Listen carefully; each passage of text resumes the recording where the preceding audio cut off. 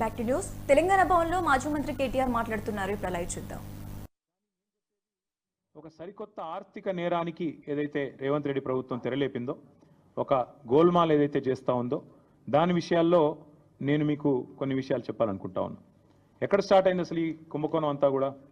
అసలు ఇందాక నేను చెప్పినట్టు ఈ భూమి ఏదైతే ఉన్నదో, ఈ 400 ఎకరాల అడవి భూమి అనే మాట నేను చాలా స్పష్టంగా, అటవీ భూమి అనే మాట పూర్తిగా ఉన్న అవగాహనతో మాట్లాడుతున్నా. అది కూడా చాలా స్పష్టంగా సుప్రీంకోర్టు తీర్పుల ఆధారంగా మాట్లాడుతూ ఉన్నాను. ఎందుకంటే నిన్న హరీష్ రావు గారు మీకు చెప్పారు, మీరు చూశారు. సుప్రీంకోర్టు 1996లోనే, అంటే దాదాపు 30 ఏళ్ల కిందటనే స్పష్టమైన తీర్పు ఇచ్చింది. అడవి అని ప్రత్యేకంగా రిజర్వ్ ఫారెస్ట్ అని డిక్లేర్ చేయకపోయినా అడవులకు ఉండాల్సిన లక్షణాలు ఉంటే, 0.4 క్యానపీ ఉంటే ఖచ్చితంగా అది ప్రైవేట్ ల్యాండ్ అయినా, ఓనర్షిప్ ఎవరిదైనా ఖచ్చితంగా దాని అటవీ భూమిగానే గుర్తించాలి అని సుప్రీంకోర్టు తీర్పు ఇవ్వడమే కాకుండా సుప్రీంకోర్టు రాష్ట్ర ప్రభుత్వాలకు ఆదేశం కూడా ఇచ్చింది. ఏమని? మీ దగ్గర సుప్రీంకోర్టు తీర్పుకు అనుకూలంగా ఓనర్షిప్ ఎవరిదున్నా అట్లాంటి భూములు ఎక్కడెక్కడ ఉన్నాయి లెక్క తీయండి, దాన్ని రిజర్వ్ ఫారెస్ట్గా ఆల్రెడీ డిక్లేర్ చేసి ఉన్నా చేయకపోయినా ఆ లిస్టు మాకు పంపించండి అంటే, ఇక్కడ కూడా మన తెలంగాణ ప్రభుత్వం కూడా, రేవంత్ రెడ్డి ప్రభుత్వం కూడా సుప్రీంకోర్టు ఆదేశాలకు అనుగుణంగా ఒక కమిటీని కూడా ఏర్పాటు చేసింది ఆ స్థలాలను గుర్తించడానికి. అందుకే 0.4 క్యానపీ ఉన్న ఈ భూమి ఖచ్చితంగా అటవీ భూమి. మీరు చూస్తారు, సుప్రీంకోర్టు ఆల్రెడీ దాని అటవీ భూమిగానే చెప్పింది. మన జస్టిస్ గవాయ్ గారు కూడా చెప్పారు. ఫారెస్ట్ కన్జర్వేషన్ యాక్ట్ 1980 ప్రకారం రేవంత్ రెడ్డి గారు చేసిన అతిపెద్ద ఫైనాన్షియల్ ఫ్రాడ్ ఏంటి అంటే, ఒక అటవీ భూమిని ఇవాళ తాకట్టు పెట్టడం లేదా అమ్మడం, ఆ అధికారం గవర్నమెంట్ కూడా లేదు. మీకు తెలుసు, పోడు పట్టాలు మేము ఇచ్చాం గతంలో. పోడు పట్టాలు కూడా మీకు తెలుసు, ROFR కింద పోడు పట్టాలు కూడా they won't give you complete rights on the land. మీరు దాన్ని అక్కడ సాగు చేసుకున్న దానికి అవకాశం ఉంటుంది, పొజిషన్కి అవకాశం ఉంటుంది తప్ప ఓనర్షిప్ ఉండదు, దాన్ని అమ్మేదానికి అవకాశం ఉండదు పోడు పట్టా విషయంలో కూడా. అట్లాగే ఈ అటవీ భూమి ఏదైతే ఉందో, అడవి లక్షణాలు కలిగి ఉన్న భూమి ఏదైతే ఉందో, 1980 ఫారెస్ట్ కన్జర్వేషన్ యాక్ట్ ప్రకారం ఇది మొత్తం రేవంత్ రెడ్డి గారికి తెలుసు. ఆయనకు తెలియదని కాదు, ఆయనకు తెలియకుండా జరిగింది అనడానికి కూడా లేదు. ఇక్కడ ఇంపార్టెంట్ ఇష్యూస్ 2-3 నేను మీకు స్పష్టంగా చెప్తాను. ఒకటి, ఎలాంటి ఎన్వైరన్మెంటల్ ఇంపాక్ట్ అసెస్మెంట్ జరగలేదు అని చెప్పి మరి అటవీ శాఖ అనుమతి లేదు, ఎన్వైరన్మెంటల్ ఇంపాక్ట్ అసెస్మెంట్ లేదు, ఇంకా ట్రాన్స్ఫర్ కూడా టైటిల్ది పూర్తిగా కాలేదు. అయినప్పటికీ ఫైనాన్షియల్ ఇన్స్టిట్యూషన్స్ని వెంటనే ఆగమేఘాల మీద ప్రభావితం చేసి ప్రభుత్వ అధికారులు మరి మిస్లీడ్ చేసినారా, ముఖ్యమంత్రి వాళ్ళని డైరెక్ట్ చేసినారా తెలియదు, మరి ఒక భారీ ఆర్థిక నేరానికి పాల్పడ్డారు. ఎట్లా చేసినారు ఇది? ముఖ్యమంత్రి గారికి ఒక బీజేపీ ఎంపీ పూర్తి స్థాయిలో వెనుక ఉండి సహకరించి ఒక బ్రోకర్ కంపెనీని తీసుకొచ్చారు. ఆ కంపెనీ పేరు Trust Investment Advisers Private Limited అనే పేరుకు మర్చెంట్ బ్యాంకర్, బట్ చేసేది బ్రోకరేజ్. వారు ఈ కాన్సెప్ట్ వారికి చెప్పారు, మీకు FRBMను బైపాస్ చేస్తూ మీకు డబ్బులు తెచ్చిస్తాము, మీరు దానికి గాను మాకు డబ్బులు ఇవ్వండి, ఆ తర్వాత మీ ఇష్టం ఉన్న వాళ్ళకు భూములు అమ్ముకోండి. ఇది ఓవరాల్గా స్కీమ్. దీనిలో అన్ని నిబంధనలు, మొత్తం అన్ని చట్టాలు, నిబంధనలు, సుప్రీంకోర్టు తీర్పులు అన్నిటినీ తుంగలో దొక్కారు. RBI గైడ్ లైన్స్ను కూడా తుంగలో దొక్కారు. ఎట్లా? I will explain to you. ఈ ట్రస్ట్ ఇన్వెస్ట్మెంట్ అడ్వైజర్ అనే కంపెనీ వారికి రాష్ట్ర ప్రభుత్వం ఇప్పటికే 170 కోట్లు, దాదాపు 170 కోట్లు, 169 కోట్ల చిల్లర వారు ఇప్పటికే లంచం రూపంలో చెల్లించారు. వాళ్ళు సరే దాని కమిషన్ అంటారు, నేనైతే పక్కా చేసింది నేరం కాబట్టి లంచమనే అంటున్నా. ఆ ట్రస్ట్ ఇన్వెస్ట్మెంట్ అడ్వైజర్ వాళ్ళు ఇంకొక ఫైనాన్షియల్ అడ్వైజరీ సర్వీసెస్ ఫామ్ని ముంగట పెట్టారు. బీకన్ ట్రస్టీషిప్ అనే కంపెనీని రంగంలో దించారు. ఇదంతా కూడా ఏంటంటే ఒక స్కీమ్ ప్రకారం. ఇక్కడ ఇంపార్టెంట్ పాయింట్, పేరుకు పోయిన సంవత్సరమే రాష్ట్ర ప్రభుత్వం మాకు సుప్రీంకోర్టు తీర్పు రాగానే ఈ భూమిని మేము 75 కోట్లు పర్ ఎకరం మేము TGIACకి బదలాయిస్తున్నామని చెప్పి ఒక జీవో ఇచ్చింది. కానీ జీవో మాత్రమే ఇచ్చింది తప్ప ఆ ల్యాండ్ను ఎలియనేషన్ చేయలేదు, సేల్ డీడ్ చేయలేదు, మ్యూటేషన్ కూడా కాలేదు.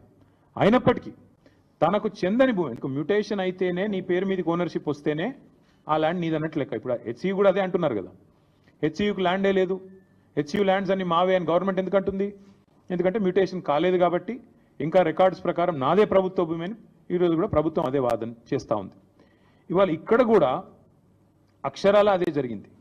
జనరల్గా ఇప్పుడు ఉదాహరణకి మీరు ఎవరైనా సరే వ్యక్తిగతంగా మనం ఒక ప్రాపర్టీ, మనకు ఒక ఇల్లు ఫ్లాట్ ఉందనుకోండి, లేదా ఒక ప్లాట్ ఉందనుకోండి, దాని మీద లోన్ తీసుకోవాలనుకుంటున్నారు తనఖా పెట్టి.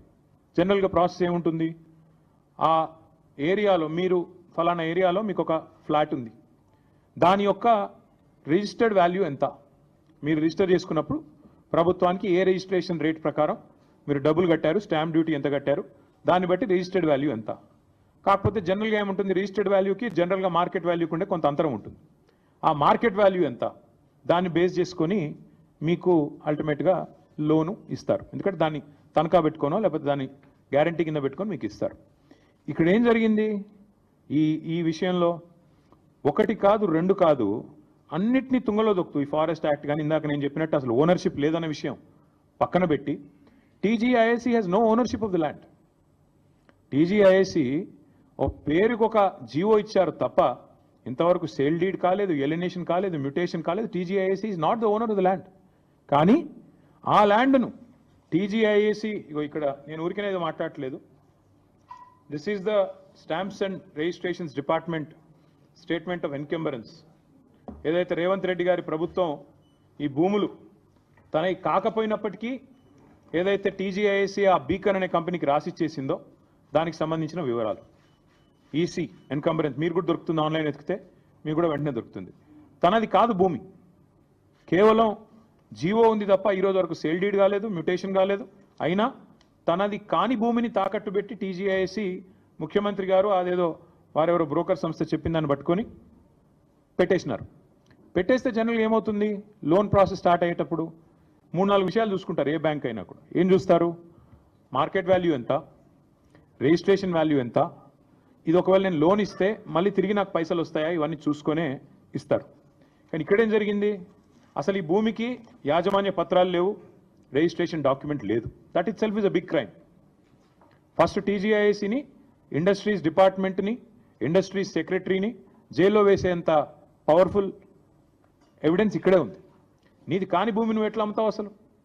ఇప్పుడు రంగారావు గారి భూమి లేదా ఆయన ఫ్లాట్ ఉంది, నేను తనఖా పెట్టి తీసుకున్నాను అనుకోండి డబ్బులు.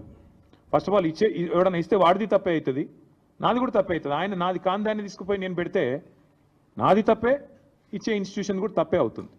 అట్లాగే ఇక్కడ తనకు సంబంధం లేని భూమిని ఇవాళ రిజిస్ట్రేషన్ పత్రం లేదు, యాజమాన్య పత్రం లేదు, ఏది లేకపోయినప్పటికీ ఒక నామమాత్రపు జీవో, అది కూడా ఎప్పుడు ఇచ్చారు? 26/6/2024లో జీవో నెంబర్ 54 ప్రకారం ఇచ్చేస్తున్నాం భూములు అని చెప్పి పేపర్ మీద మాత్రం ఇచ్చేసినారు. పేపర్ మీద తప్ప తర్వాత ఫాలో అప్ లేదు, సేల్ డీడ్ లేదు, రిజిస్ట్రేషన్ లేదు, మ్యూటేషన్ లేదు, ఏది జరగలేదు. కేవలం టైటిల్ ట్రాన్స్ఫర్ కూడా కాకుండానే నాది అని టీజీఐఏసీ బ్యాంకుల దగ్గరికి, బ్రోకర్ల దగ్గరికి పోయింది. That is the biggest crime number 1. రెండవది, ఈ మోసపూరితమైన ఈ ఫైనాన్షియల్ ట్రాన్సాక్షన్ని ఆమోదించడం రెండో కుంభకోణం. అసలు సరే వీళ్ళు తప్పు చేస్తున్నారు, టీజీఐఏసీ వాళ్ళు నాది కాని భూమి పెడుతున్నారు, ఇచ్చేవాడికన్నా బుద్ధి ఉండాలి కదా, చూసుకోవాలి కదా, డ్యూ డిలిజెన్స్ చేయాలి కదా. కానీ ఆగమేఘాల మీద అసలు టైటిల్ చూడకుండా, ఓనర్షిప్ ఉందా లేదా చూడకుండా, ఈ మధ్యలో కూడా బ్రోకర్ ట్రస్ట్ అనేవాడు చెప్పాడు కాబట్టి బీకన్ అనే వాడికి ట్రాన్స్ఫర్ చేస్తూ టీఎస్ఐఏసీ రాసిచ్చింది, వాళ్ళు తీసుకున్నారు.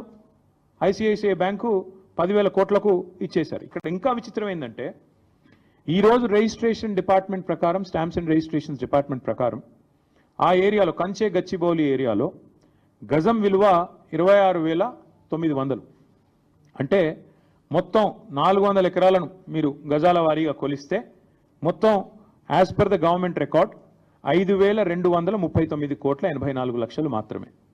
కానీ గవర్నమెంట్ ఏం చేసింది, 5,239 కోట్ల విలువైన భూమి అని ఒకవైపు స్టాంప్స్ అండ్ రిజిస్ట్రేషన్ డిపార్ట్మెంట్ చెప్తుంటే, కాదు ఇది 30,000 కోట్ల విలువైన భూమి అని చెప్పి రెవెన్యూ డిపార్ట్మెంట్ వాళ్ళు, ఏ రెవెన్యూ డిపార్ట్మెంట్ కిందనైతే స్టాంప్స్ అండ్ రిజిస్ట్రేషన్స్ పనిచేస్తుందో అదే రెవెన్యూ డిపార్ట్మెంట్ వాళ్ళు know this is valued at 75 crores per acre అని చెప్పి దానికి కోకాపేటలో నియోపోలిస్లో 100 కోట్లు వచ్చింది. అక్కడి నుంచి ఇది ఒక 5-6 కిలోమీటర్ల దూరంలో ఉంటుంది కాబట్టి దీన్ని 75 కోట్లకు మేము అమ్ముతున్నాము అని చెప్పి టీజీఐఏసీకి వాళ్ళు జీవో ద్వారా మేము ఇస్తున్నామని చెప్పి పాస్ చేసినారు. ఇక్కడ ఇంపార్టెంట్ పాయింట్ ఏంటంటే government should come forward and explain. ఇప్పుడు నాకు ఒక ప్లాట్ ఉందనుకోండి, నా ప్లాటు ఇవాళ రిజిస్ట్రేషన్ విలువ ₹1,00,00,000. కానీ నేనేం చేస్తాను, నాకు పెద్ద మొత్తంలో లోన్ కావాలి. కాబట్టి నేనేం చేస్తాను, కాదు అది ₹1,00,00,000 కాదు, దాని విలువ 15 కోట్లు ఉంటుంది, ఆ 15 కోట్ల మీద నాకు 10 కోట్ల లోని అని చెప్పి నేను బ్యాంకు పోతా. నేను బ్యాంకర్ కుమ్మక్కవుతాం. కుమ్మక్కయి ఆడ ఉన్నది లేనిది జనరల్గా అసెస్మెంట్ ఎట్లా చేయాలండి? వాల్యూ అక్కడ జరిగే ట్రాన్సాక్షన్స్ కానీ రిజిస్ట్రేషన్స్ కానీ ఆ చుట్టూతా ఉండే ఒక 5-6 కిలోమీటర్ల రేడియస్లో గత 3 సంవత్సరాలు జరిగిన ట్రాన్సాక్షన్స్ ఆధారంగా విలువ ఖరారు చేయాలి. ఇక్కడేం జరిగింది, ప్రభుత్వము ఆ బ్రోకర్ ద్వారా బ్యాంకు కుమ్మక్కయి అక్కడ లేని విలువను ఉన్నట్టుగా చూపెట్టి ఇవాళ 10,000 కోట్ల లోను తీసుకున్నారు.